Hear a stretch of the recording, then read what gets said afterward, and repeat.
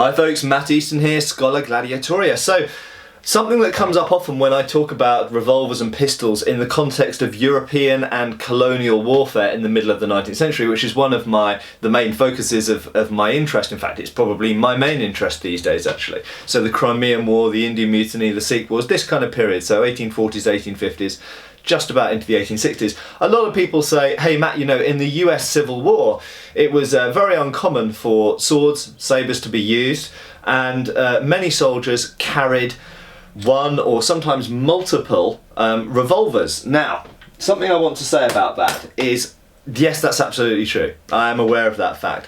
However, Europe and colonial warfare was a very different situation to the American Civil War. Why is that? Well, first of all, of course, the American Civil War happened in the 1860s. By the 1860s, a number of companies, led of course by Colt, but also Remington and a couple of other companies, were mass producing revolvers. That created a very different situation in terms of the availability and the cost of revolvers in America, particularly and obviously in North America, to basically everywhere else in the world.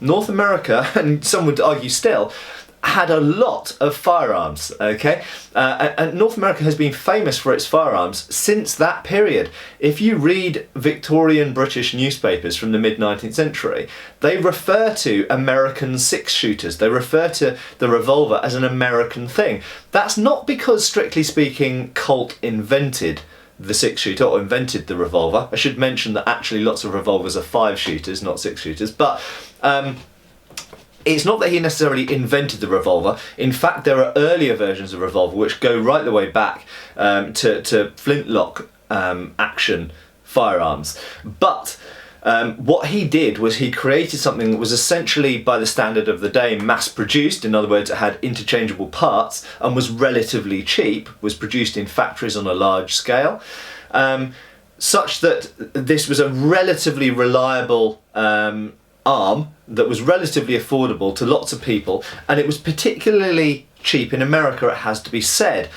By the time he did open up a factory in London, in Britain, but essentially by the time revolvers had been imported to Europe or started to be manufactured in Europe, they weren't very cheap anymore. And additionally, they weren't produced on the scales that they were produced in America. And a very important thing, often when I'm talking about, say, the Crimean War, an important difference, the Crimean War happened in 1854 and 55 and just about into 1856, so the mid-1850s.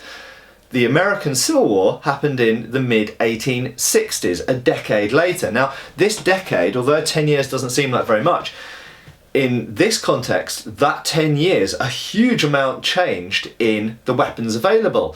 And, for example, even in the British Army, we went from, in that period, a muzzle-loading rifle, which had not been in service for very long, the Enfield musket, the 1853, rifled musket rather, which is not a musket, it's actually a rifle, just to confuse matters. It was musket length, but rifle barrel. So a muzzle-loading firearm. By the mid-1860s, we were actually using the Snyder, or starting to use the Snyder, which is a breech-loading adaptation of the Enfield musket. And of course, breech loading greatly changes all sorts of things compared to muzzle loading. Obviously, it changes how you stand when you load, how quickly you can load, issues with fouling and reloading speed and this kind of stuff. Anyway, so a lot changed in that 10 years. Colt's revolvers all had to be cocked before they could be fired with the trigger. So they were somewhat different. Now, this is indicative of the different requirements of British military service compared to American military service. Okay, so a lot of the British military's enemies and opponents in that period were numerous and tried to bring combat to close combat. Okay, so if you're talking about sort of India, for example, the Indian Mutiny or the Sikh War, or indeed the Northwest Frontier, Afghanistan or China, you're often dealing with numerous opponents who want to come to hand-to-hand combat quickly because that's where they perceive their advantage to be. And so in those situations, a quick firing pistol that is not necessarily very accurate, but you can, with one hand, importantly remember, because you've got a sword in the other hand, you can quickly, and here's a Webley Bentley revolver, you can quickly go bang, bang, bang, bang, bang, and shoot a number of opponents with one hand very, very quickly.